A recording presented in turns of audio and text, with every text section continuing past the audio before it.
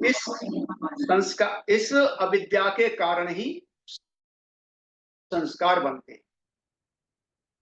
तो भगवान बुद्ध वहां पर देख रहे हैं, सभ्य संखारा अनित्या, ये भी अनित्य है, संस्कार भी अनित्य हैं, कोई स्थिर रहने वाले नहीं है। आप सोचिए, आपके मन में कोई विचार आता है, वो स्थिर नहीं रहता, थोड़ी देर रहेगा चला जाएगा, फिर थोड़ी देर आएगा कोई विचार आएगा, फिर आएगा, फिर वो भी चला जाएगा। यही हमारे जीवन की सच्चाई है कि हमारा जीवन में कोई चीज स्थिर नहीं है। संस्कार, इसको पाली में संखार कहा जाता है, इसको संरचना भी कहा जाता है, जो एक साथ रखता है। संस्कार का मतलब ये एक साथ रखना, समन्वय करना, जो एक साथ रखा गया है, ऐसा भी है। थोड़ा गंभीर सब्जेक्ट है ये, क्योंकि कल आदरणीय ब्रह्मचारी मंजूबा जी ने बताया था, एक सवाल पूछा था धम्मित्र पूरनवल जी ने, तीसरा निकलने का स्थान पूछा था इससे मुक्त होने का। तो 3 संधियां बताई थी उन्होंने। एक संधि संस्कार और विज्ञान के बीच में है, दूसरी संधि वेदना और तृष्णा के बीच में है, तीसरी संधि भव और जाति के बीच। ये 3 संधियां हैं, इनको समझना इतना आसान नहीं है। हम सिर्फ विद्युतता के ऊपर बात कर सकते हैं, ज्ञान में जाएंगे तो इसको हमें जो है अंदर और जाना पड़ेगा, बहुत कुछ देखना पड़ेगा। तो बौद्ध धर्म में संस्कार का प्रयोग अनेक प्रकार, अनेक अर्थों में मिलता है। बहुत सारे संस्कार आपने सुने होंगे, बहुत सारी चीजें हैं, अनेक अर्थ हैं इसके जीवन में, के विभिन्न क्रियाकलापों को भी संस्कार कहते हैं।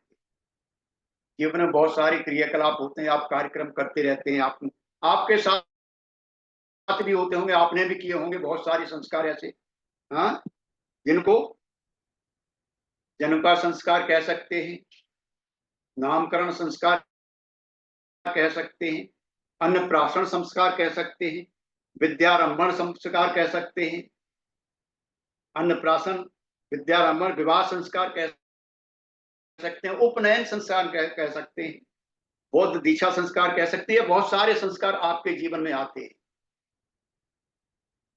लेकिन बौद्ध धर्म के अंदर इसका अर्थ कुछ और ही है। हालांकि ये भी संस्कार हैं, लेकिन इसका अर्थ कुछ अलग ही है। यहां जो हम पढ़ते हैं बौद्ध धर्म के अंदर, इन संस्कारों का संबंध अलग है। बौद्ध साहित्य में संस्कार समन्वय के रूप में लिया गया है, यानी इकट्ठा करता है, जो साथ जोड़ के रखता है। समन्वय का मतलब है इकट्ठा करके रखता है, जोड़ के रखता है, हाँ, जोड़ के रखता है। यानी स्कंदों की विवेचना में संस्कार का अर्थ समन्वय के अर्थ में दिया गया है। यानी ये जो है हमारे जो स्कंद हैं उनको जोड़ के रखता है, अलग नहीं होने देते। ये संस्कार जो है स्कंदों की जो विवेचना करते हैं हम, स्कंदों का जो रूप है उसको जोड़ के रखता है, इकट्ठा करता रहता है। यह समन्वय करता है, एकत्रित करता रहता है, इसलिए इसको संस्कार कहते हैं। और क्या काम है इसका? ये पुराने को नए में मिलाता रहता है, पुराने को नए में बुलाता रहता है। देखिए आप, कोई विचार आपके मन में कभी आया होगा, उसका संस्कार, उसका कोई छाप आपके मन पर पड़ गई और वो आज आपको याद आ गई। यानी पुराने को नए में मिलाता रहता है। यह रूप, वेदना, संज्ञा, संस्कार और विज्ञान को इनके रूप में समन्वित करता है। यानी रूप को रूप के वेद में रूप में करता है, विज्ञान को विज्ञान के रूप में करता है, संस्कार को संस्कार के रूप में करता है, संज्ञा को संज्ञा के रूप में करता है, वेदना को वेदना के रूप में। ये संग्रहित करता रहता है, एकत्रित करता रहता है। इसलिए इसको संस्कार कहते हैं, क्योंकि इन सबको मिलाकर एक कर देता है, यानी संखतम अभिसंखरंती, यानी ये सभी को मिलाकर के एकत्रित करता रहता है, इसलिए इसको संस्कार कहते हैं। इस प्रकार यह एक समन्वय कृति कारिणी प्रक्रिया है। ये जो है समन्वय करने की एक प्रक्रिया है, यानी एकत्रीकरण इसको कह सकते हैं, एकत्रीकरण की प्रक्रिया कह सकते हैं। तो आप अगर गहराई से देखेंगे तो उसमें जाके देखेंगे, आप अपने जीवन के प्रथम आयाम में जाके देखेंगे तो वहां ये जो इकट्ठा करता है, संग्रह करता है उसका, हाँ, तो वहां से आपको पता चलेगा। साथ ही यह भी बताया गया है कि संस्कार तत्व समूह को समुचित करता है, जो तत्व समूह हैं उनको भी समुचित करता है, उनका भी एकीकरण करता है, उनको एकत्रित करता है। अगर हम प्रतीत समुत्पाद के संदर्भ में संस्कार से, अगर हम प्रतीत समुत्पाद के संदर्भ में देखें तो संस्कार से चैतसिक संकल्प अथवा छंद ही प्रदर्शित होते हैं। जो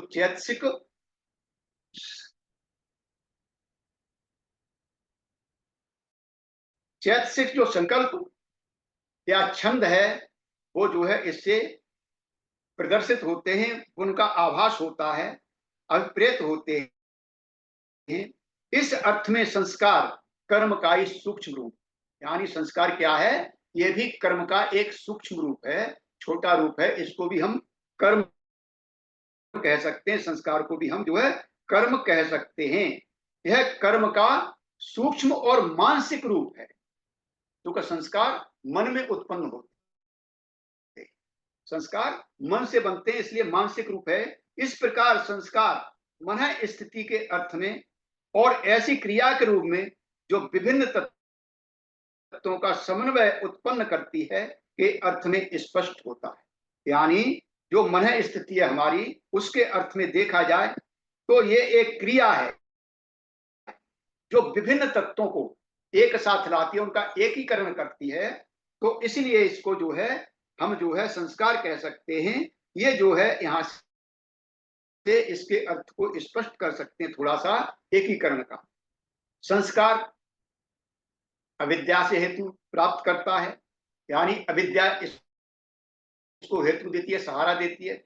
इसका जो है आधार अविद्या है, जिनके बिना आवागमन नहीं हो सकता। संस्कारों के आवागमन के पित्र से अर्थात संक्रमण से विज्ञान की उत्पत्ति होती है। संस्कारों के बारे में बताया गया है कि संस्कार एक जैसे रहने वाले नहीं, संस्कार एक जैसे रहने वाले नहीं है, ये हर समय बदलते रहते हैं, ये टिकने वाले नहीं हैं। कैसे ही ये कच्चे घड़े की तरह हैं, टूट जाने वाले हैं, टूटते रहते हैं, बिखरने वाले हैं।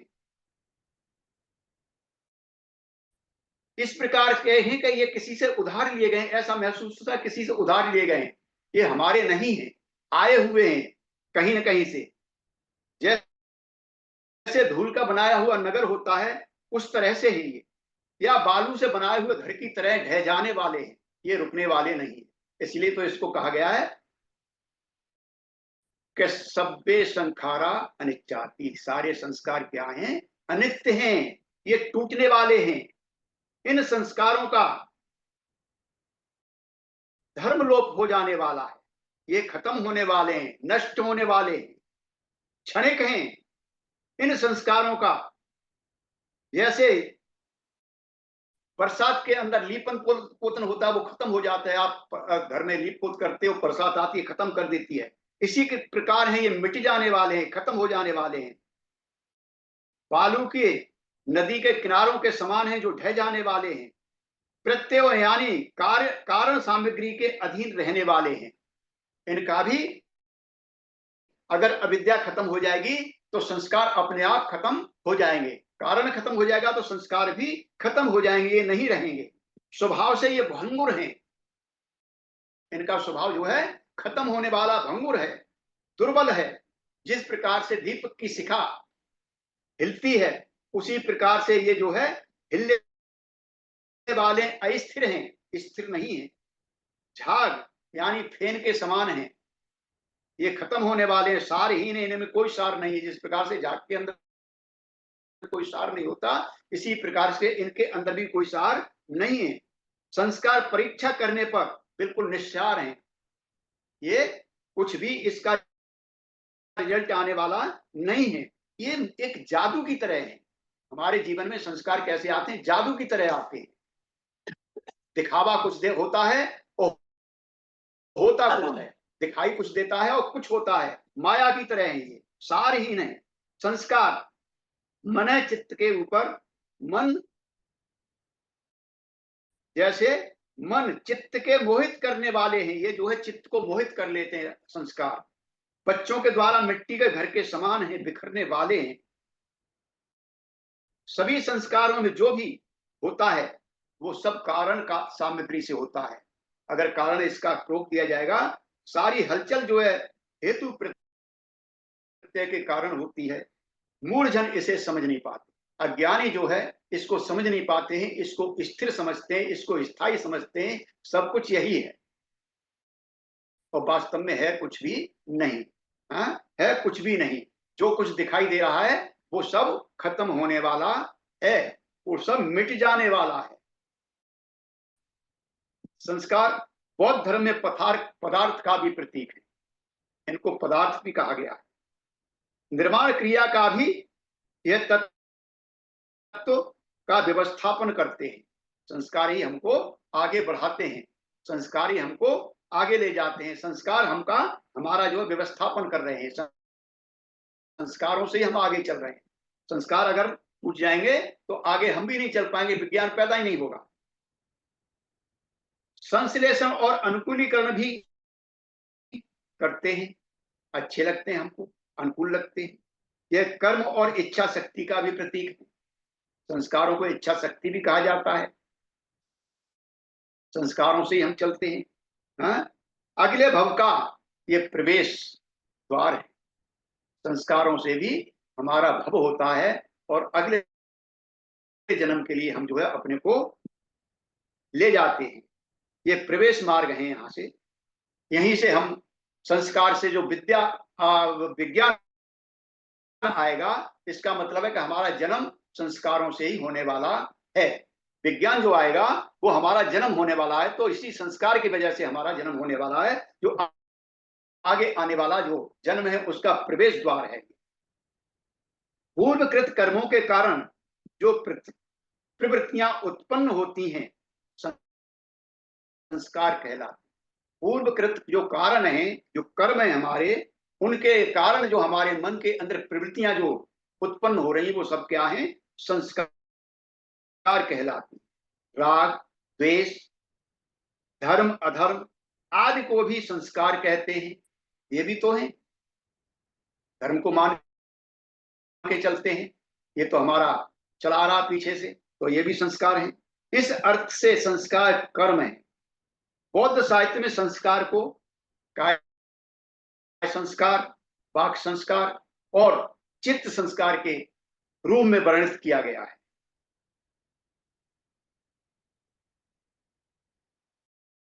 तो काय संस्कार का जो धर्म है, काया का धर्म क्या है?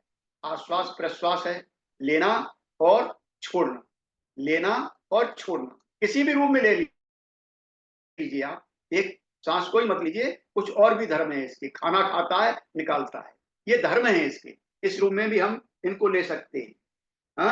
और जो है वाक का, जो है जो हमारा वाक है, इसको वाणी का संस्कार कहते हैं।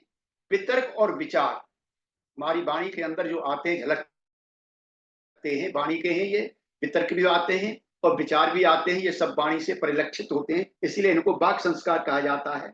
और संज्ञा और वेदना ही हमारे चित्त के संस्कार है। यह असमंजस की स्थिति है, यह हमारे असमंजस की स्थिति है। इसमें हम कोई डिसीजन नहीं ले पाते, भ्रमित रहते हैं, इसे दुविधा भी कहते हैं। दिमागी कसरत भी कहते हैं। दिमाग कहीं ना कहीं लगा रहता है, हर समय कुछ ना कुछ करता रहता है, वो भी कहते हैं। प्लानिंग करना, हम प्लानिंग करते रहते हैं भविष्य की बैठे बैठे, अतीत को याद करते रहते हैं, ये सब संस्कार के कारण होते हैं, ये सब संस्कार हैं। रूपरेखा बांधते रहते हैं, किसी को प्रेरित करते हैं, किसी से प्रेरित होते हैं, ये सब जो है संस्कार हैं। करते रहते हैं, योजना बनाते रहते हैं। मन की सभी क्रियाएं तथा दूसरी क्रियाओं द्वारा चित्त पर पड़े राग द्वेष आदि से जो प्रभाव हमारे मन के ऊपर पड़ता है, जो छाप हमारे मन के ऊपर पड़ी हुई है, तो दिखाई देती है हमको, वो जो है सारे क्या है, संस्कार है। इसको वासना भी कहते हैं। वासना भी संस्कार है, वासना भी संस्कार है। रूप वेदना और संज्ञा द्वारा दिमाग पर पड़े पर्दों को संस्कार कहते हैं। रूप वेदना और संज्ञा द्वारा दिमाग पर पड़े पर्दे हैं, जो बार बार हमारे याद में आते रहते हैं, इनको हम संस्कार कहते हैं। यह जो है मन की चित्त की अंधकाराच्छन्न अवस्था है। हमारा मन जो है अंधकार में रहता है, ये जो है हर समय अंधकार में बना रहता है, हमें जो है प्रकाश की तरफ नहीं जाने देता। जिस प्रकार खाली बोर्ड पर आप लिखिए, लिखते चले जाइए, सीधे लिखिए, ऊपर लिखिए, नीचे से लिखिए, बाएं लिखिए, दाएं लिखिए, सभी तरफ से लिखते चले जाइए, और इतना लिखिए कि कोई भी शब्द आपको, कोई भी अक्षर सीधा पढ़ने में ना आए।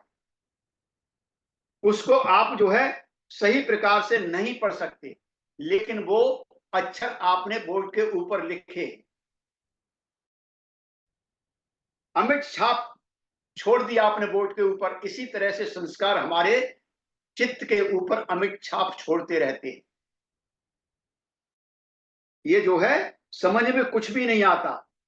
जिस प्रकार से महायान के अंदर संस्कारों को क्या बताया गया है, कुम्हार की स्थिति बताई गई है।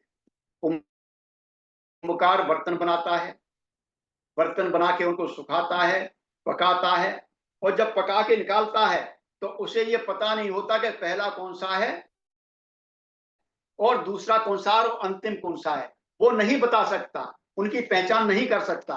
यही हालत हमारी हो जाती है कि कौन सी बात हमारी पहले आई है, कौन सी बात हमारे मन के अंदर बाद में आई है, ये हम सब भूल जाते हैं। आगे का पीछा ये जो है मिलाते रहते हैं। सभी एक से ही दिखाई पड़ते हैं, सब कुछ हमें एक जैसा दिखाई देता है। इसमें जो है पहला कौन सा है, अंतिम कौन सा है, पहचान नहीं होती। इसी प्रकार संस्कार है, कुछ भी कहा नहीं जा सकता कि कौन सा कब आया, कब उत्पन्न हुआ और कब चला गया, कुछ नहीं पता चलता। पूर्व कर्मों के कारण प्रवृत्तियां उत्पन्न होती हैं, वे संस्कार कहलाती हैं। पूर्व कर्म जो हम करते आ रहे हैं बचपन से लेके अब तक, और उससे पीछे भी जो चला आ रहा है, उसके जो प्रवृत्तियां हैं वो सब क्या है, संस्कार हैं। राग द्वेष धर्म अधर्म आदि की चेतना को संस्कार कहते हैं। जो हमारे अंदर जो चल रहा है, ये राग है, ये द्वेष है, ये धर्म है, ये अधर्म है, ये पाप है, ये पुण्य है, इस प्रकार से ये चलता रहता है। ये सब क्या है, ये चेतना को, ये चेतना जो हमारे अंदर आ रही है, सब क्या है, संस्कार की वजह से आ रही है, संस्कार ही है। इस अर्थ में संस्कार कर्म है। इन्हें काया वाक और चित्त संस्कार के रूप में जाना जाता है। कायिक धर्म और वाचिक धर्म और चित्त के धर्म, ये सब जो है संस्कार कहलाते हैं। इनका यह निरूपण है, कर्मों के रूप में इनका निरूपण किया जाता है। इन कर्मों का मूल चेतना और चेतना से संलग्न प्रवृत्तियां हैं, यानी जो चेतना है हमारी, उससे ये संलग्न है, ये चेतना से संलग्न है। जितनी भी प्रवृत्तियां हैं वो सब, जितनी भी प्रवृत्तियां सब चेतना से संलग्न है, और ये सब क्या है, कर्मों की मूल है, ये कर्मों का मूल है। प्रतीत समुत्पाद की ये जो है दूसरी कड़ी है, जो अविद्या के कारण पैदा होती है, उत्पन्न होती है और विज्ञान का हेतु बनती है। विज्ञान का ये जो है हेतु बनती है, यहां से आगे विज्ञान चलती है। बिना संस्कार संस्कारों के विज्ञान प्रकट नहीं हो सकते। बिना संस्कारों के विज्ञान जो है उत्पन्न नहीं हो सकती है, अगली पीढ़ी हमारी नहीं आ सकती, हमारा जन्म नहीं हो सकता है। तो संस्कार इसका आधार बनते हैं और संस्कार आधार बनने से अगली पीढ़ी जो है आती है विज्ञान। तो जो विज्ञान है बगैर संस्कार के विज्ञान पैदा नहीं होगा। तो ये जो है यहाँ एक संधि है इसके बीच में। अगर यहाँ संस्कार हुए लेकिन वो विज्ञान पैदा नहीं हुआ, यहाँ पर चेतना नहीं आई, तो आप यहीं पर अपने को रोक सकते, यहाँ पर आप अपने को रोक सकते। क्योंकि संस्कार तो आएंगे, विद्या की वजह से आप जो कर्म कर रहे हो संस्कार आएंगे वहां पर, लेकिन संस्कारों का परिवर्तन चेतना के रूप में नहीं हुआ, चेतना यहाँ पर आपके अंदर नहीं आई, तो आपका जन्म नहीं होगा, यहाँ से बच्चा पैदा होने वाला नहीं। तो आपने आज मेरी थोड़ी सी ये बातें सुनी है, आपका बहुत बहुत साधुवाद। मैं अपनी वाणी को यहीं पर विराम दूंगा। आप सभी को जय भीम, नमो।